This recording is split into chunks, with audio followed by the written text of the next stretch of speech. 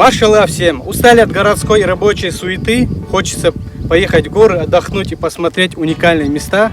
Тогда я вам расскажу про горную вершину в моем родном Урус-Мартановском районе Чеченской Республики. Меня зовут Ибрагим Истамиров, я чеченский гид. Погнали, нас ждут черные горы.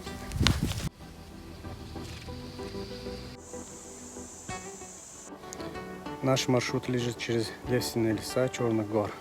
Путь будет пролегать к вершине Леченан-Корта, откуда открывается прекрасный вид на долину Мартана на высоте более 800 метров.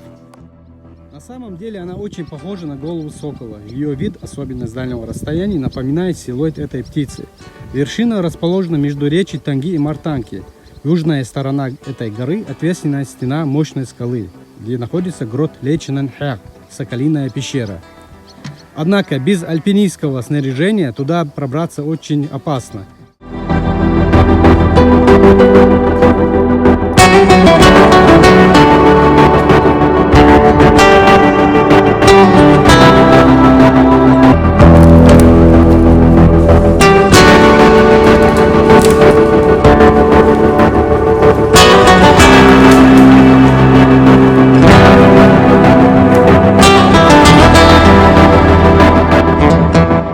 Дорогие друзья, мы сейчас находимся в северной части у подножия этой горы.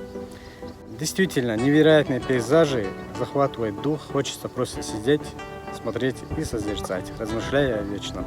Я более чем уверен, что этот маршрут станет очень популярным как среди наших гостей, так и жителей Чеченской Республики.